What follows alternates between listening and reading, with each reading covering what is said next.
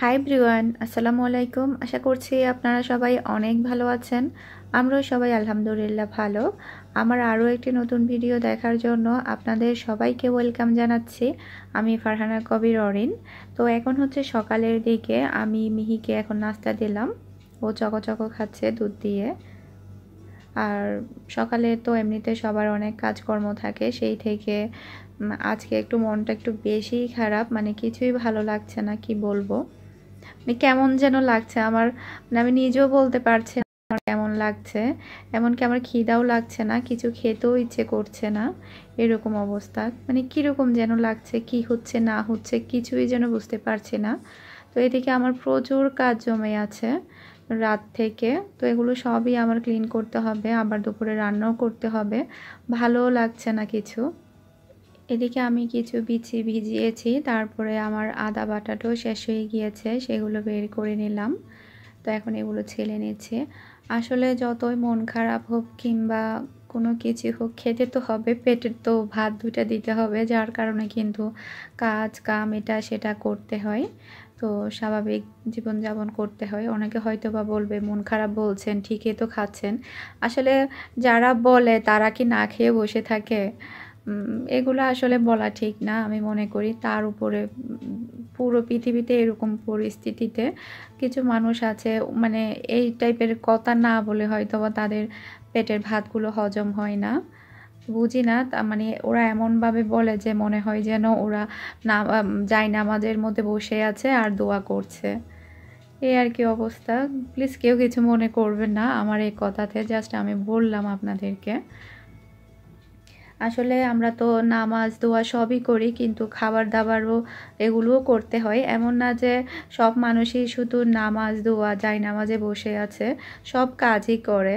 তো সেই ক্ষেত্রে অন্যজনকে এভাবে বলা কিন্তু ঠিক না। তো যাই হোক, এখন আমি আমার টুকিটাকি কাজগুলো সেরে নিচ্ছি। আজকে দুপুরে আমি ভাত খেয়েছি প্রায় 3:30টার দিকে। মানে মিহির বাবা মিহি খেয়ে তো শুয়েই পড়েছে, তারপরও আমার খেতে ইচ্ছে করছিল না, বসেছিলাম আমি।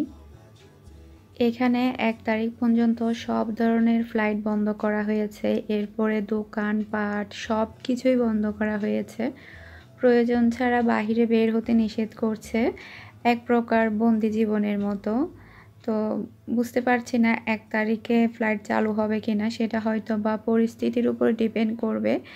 আসলে আমি এখানকার পরিস্থিতির কথা বলছি, এখানকার পরিস্থিতির চেয়ে বাংলাদেশের পরিস্থিতি আরও বেশি ভয়াবহ। বাংলাদেশে নাকি একজন অলরেডি মারাও গিয়েছে, মানে ফেসবুকে ঢোকা যাচ্ছে না, এগুলো দেখলে কেমন যেন অস্থির অস্থির লাগছে, বলে বোঝানো সম্ভব না।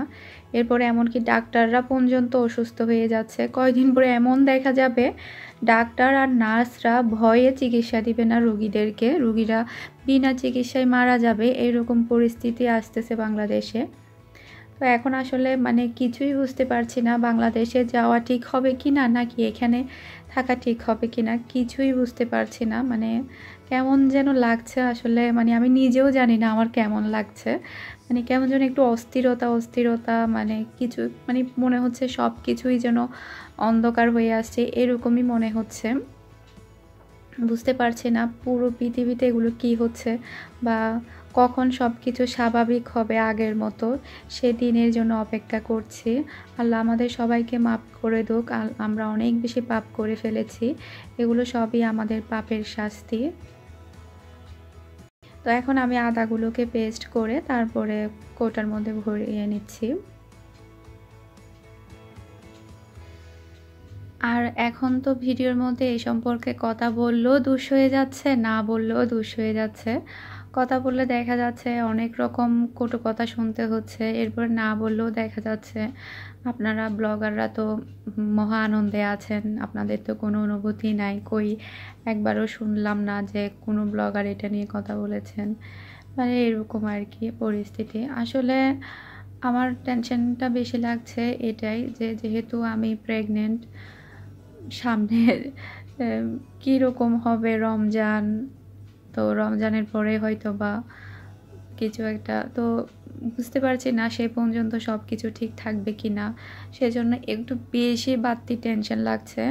আমি জানি না আমার মতো এরকম অন্যদের লাগছে কি না, কিন্তু আমার প্রচুর টেনশন হচ্ছে এটা নিয়ে।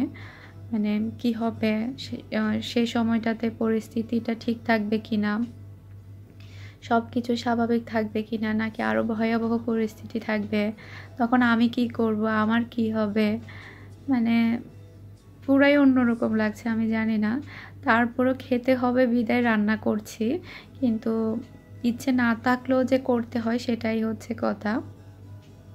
ঘরের অন্যান্য কাজ করতে হয়, না করলে কে করবে, সবই যেরকম সেরকম পড়ে থাকবে, হোটেল থেকে কিনে এনে খেতে হবে, এরকম অবস্থা।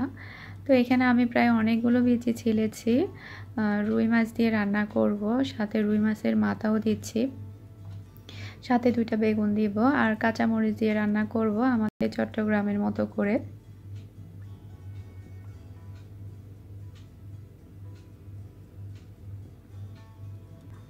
আর অন্যান্য দেশে তো সবাইকে বলা হচ্ছে ঘরের মধ্যে থাকার জন্য, প্রয়োজন ছাড়া বাহিরে বের না হওয়ার জন্য। অন্যান্য দেশে তো জনসংখ্যার দিক দিয়ে অনেক কম, কিন্তু আমাদের বাংলাদেশে কয়জন মানুষকে ঘরের মধ্যে রাখা যাবে?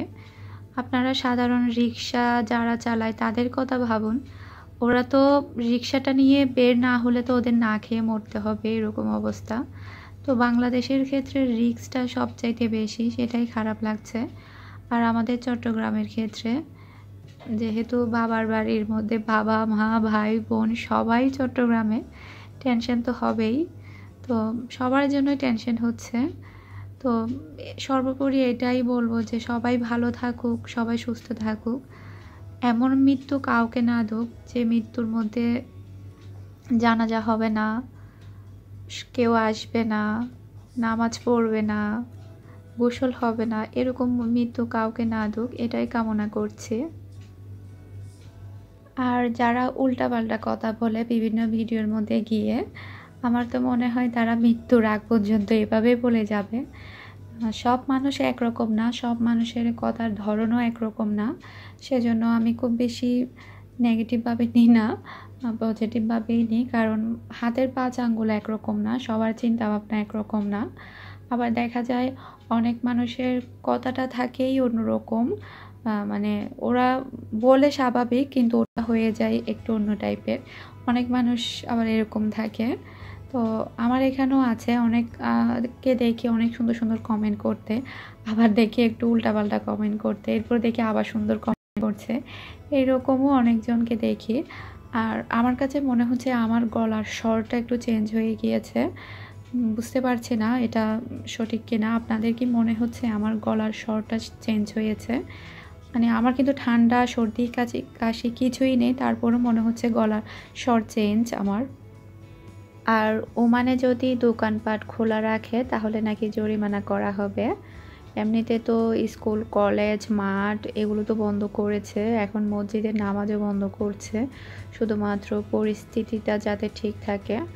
আর সম্ভবত মানে একজন মারাও গিয়েছে, এটা অবশ্য অত বেশি ফ্লাশ হয়নি, কারণ যেখানে প্রেসিডেন্ট মারা গিয়েছে সেটা ফ্লাশ করেছে রাতে 3টা বাজে, সেক্ষেত্রে অন্যান্যগুলো ফ্লাশ করতে একটু বেশি লেটই করবে, কারণ অস্থিরতা হয়ে যাবে, সেজন্য মানুষের ভিতরে একটু বেশি ভয় কাজ করবে সেজন্য।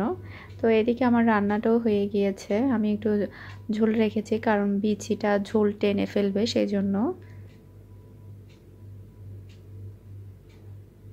আর এখন হচ্ছে রাতের দিকে, চিন্তা করলাম মেয়ের জন্য 2টা কেক তৈরি করে রাখি, যেহেতু ছোট বাচ্চা একটু পরপরই খিদা লাগে, কেকটা তৈরি করা থাকলে দেখা যাবে সকালেও খেতে পারবে বিকালেও খেতে পারবে। আর বাহিরে কিনে আনাচ্ছে, ঘরের তৈরি তো ভালোই, সেজন্য আমি এখন ওর জন্য মেয়ের জন্য আর কি 2টা কেক তৈরি করে রাখছি, ফ্রুট কেক।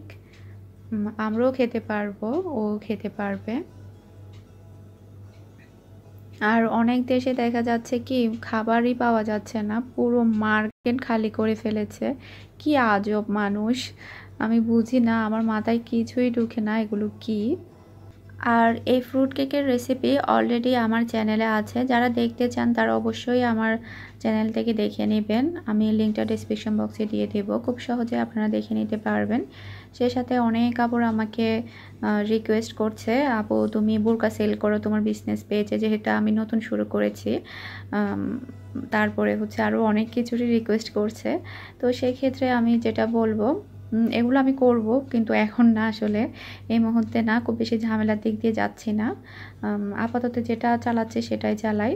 এরপরে প্রোডাক্ট কী আছে সেগুলো তো পেজের মধ্যে পিকচার আছেই, সেগুলো আপনারা দেখতে পারেন। কারো যদি প্রয়োজন হয় ফ্যামিলি মেম্বার কিংবা অন্যান্যদের, তাহলে অবশ্যই আমাকে জানাবেন আর পেজে মেসেজ দিবেন।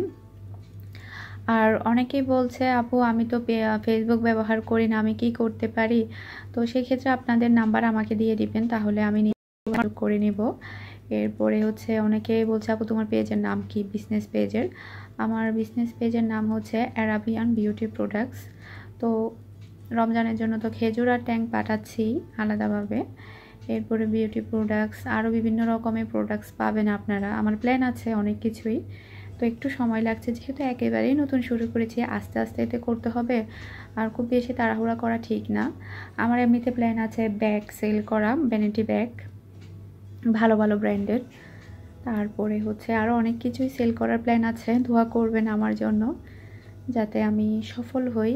আলহামদুলিল্লাহ, যে পরিমাণ আমি সাড়া পাচ্ছি সেটা আমার জন্য অনেক অনেক বিশাল কিছু, কারণ আমি ভাবতেই পারিনি এত এত আপুদের বিশ্বাসের জায়গা দখল করে আমি ছিলাম। ভালোবাসার বিশ্বাস, সবার আমানত। তো সবার হাতে প্রোডাক্টগুলো যখন আমি পৌঁছায় দিতে পারবো, তখনই আমি শান্তি পাবো, এর আগে কোনো শান্তি নেই। তো আপনাদের সাথে কথা বলতে বলতে এদিকে আমি কেকটাও বানিয়ে নিলাম, সরি কেক দুটোটাই। এখন আমি মোল্ডের মধ্যে ঢেলে নিচ্ছি। আর মিহি দেখা যাচ্ছে এখন ফ্রুট কেকটা একটু বেশি পছন্দ করছে, যার কারণে একটু ঘন ঘন ফ্রুট কেক তৈরি করা হচ্ছে। আর আমার কাছেও ভালো লাগছে ফ্রুট কেকটা খেতে।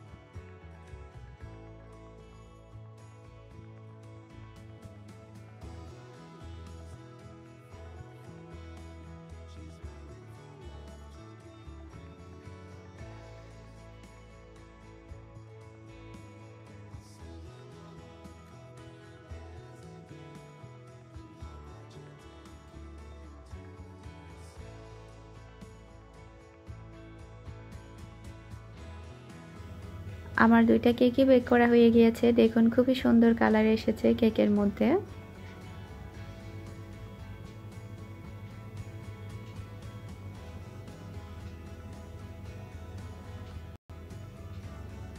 এই যে দেখুন, খুবই খুবই কিউট হয়েছে দুইটা কেকই, মাশাআল্লাহ।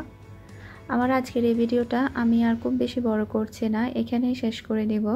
আপনারা সবাই ভালো থাকবেন, সুস্থ থাকবেন, আমাদের সবার জন্য দোয়া করবেন, আর পুরো পৃথিবীর মানুষের জন্য দোয়া করবেন, যাতে করে সবাই ভালো থাকে, সুস্থ থাকে। আজকের মতো বিদায় নিচ্ছি। আসসালামু আলাইকুম, আল্লাহ হাফেজ।